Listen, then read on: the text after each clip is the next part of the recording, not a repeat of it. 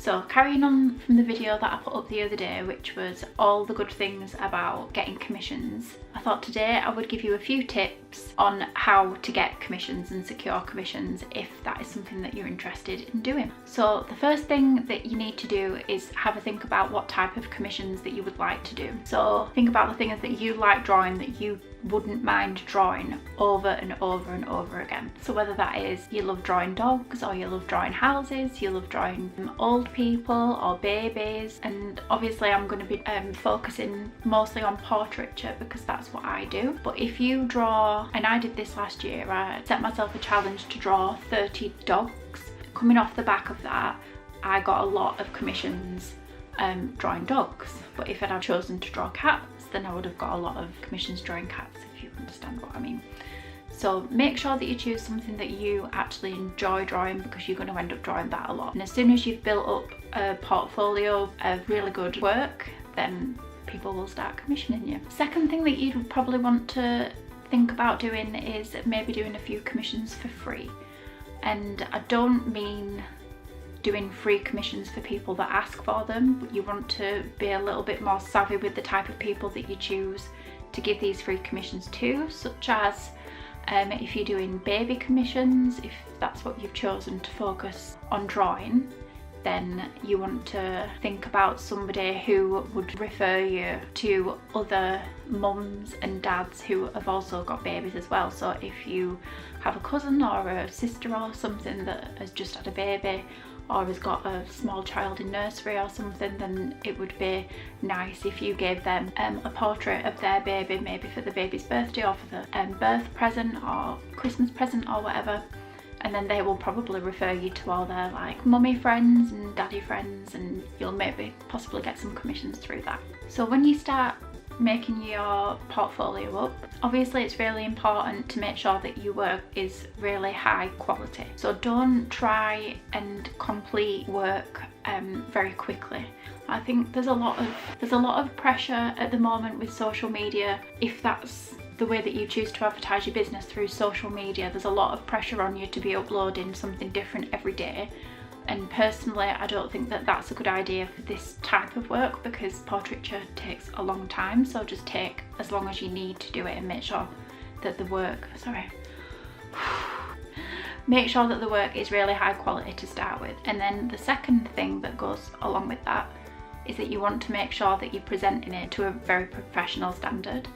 So you want to make sure you're getting a good scan of the image. You can get scanners for quite a reasonable price that scan, I think mine scans up to 2400 dpi I think, but that can really slow down your computer, and most people only scan their images between 300 and 600 dpi, but I personally scan mine for the original scan at 1200 dpi. So if you can get a good scan of your image, then it's evenly lit, it's really easy to edit, and it's flat. A mistake that I made when I first started is that I didn't have a scanner.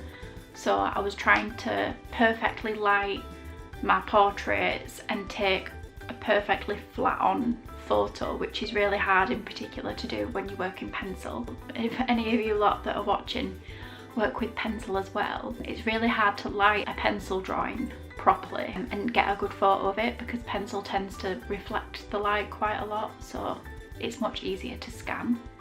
But if you don't have a scanner, they say that taking photos on a cloudy day works best, so not in direct sunlight, and it's probably easier to take it at a slight angle, but just make sure that you can see everything clearly, everything's nice and crisp and clean. Clean images, I think, work the best.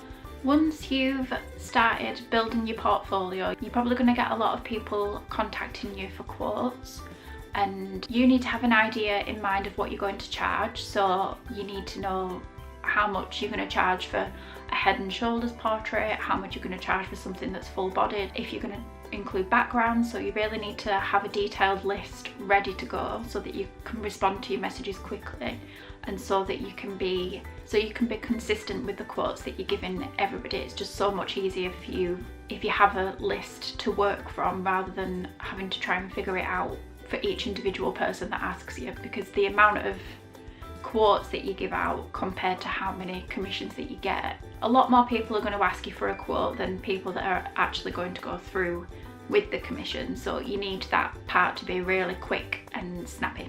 The next thing you want to be doing, keeping in mind the money side, is not charging too much but also not charging too little, because if you're not charging enough, you've got to at least be paying yourself minimum wage, a minimum wage hourly rate, even if you're just starting. Because when you're doing something creative for a job, you have to be able to enjoy the process, which is why I said that make sure you're drawing something that you actually enjoy drawing, because it's going to come out in your work if you're not enjoying it. And if you feel like you're not being paid enough for the portrait that you're doing or whatever the commission is, then you're not going to enjoy it, and you'll be able to see that really clearly in the work. And you want each piece that you make to be better than the next piece, ideally. It doesn't always work out like that, but that's something that you should have in your mind. So make sure that you're charging just the right amount. Some people charge per square inch, some people charge per A size, so A5, A4, A3. So it's up to you how you charge, but if you do the work on building your portfolio first and keep track of how long it's actually taking you to complete that piece, which includes quoting your customer, getting the reference photos, editing the reference photos, any printouts that you're doing, any sketches, the time that it actually takes to complete the artwork, the time it takes to source the materials, the money for all that, the postage, the time it takes you to post. Any correspondence that you have with your client needs to be somewhat included in the price of the artwork. So they're just a few things to keep in mind. Also, you don't want to charge too little because people won't take you seriously. Most people that buy artwork know that artwork is a luxury item. They expect to pay a relatively high amount for it.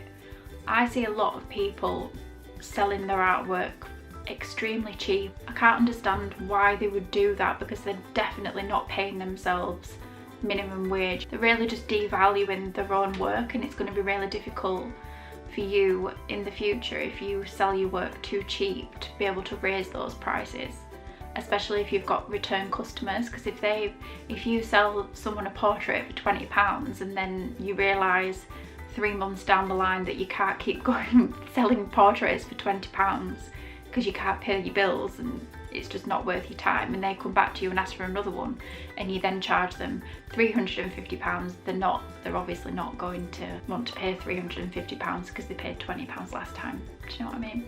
So that's all I've got to share with you for today. I hope some of you found it useful. Quite a few of the things that I said today I didn't know when I first started, and I've just sort of come to the position that I am now by sort of fumbling around in the dark and figuring things out for myself and learning things the hard way. So hopefully the things that I've learned can help you out and give you a little bit of a head start if you're wanting to take on commissions like I do. And I apologise for the light, by the way. I'm using natural light to film, and obviously I live in England and the sun likes to go in and out of clouds all day long, but I hope that's not too distracting.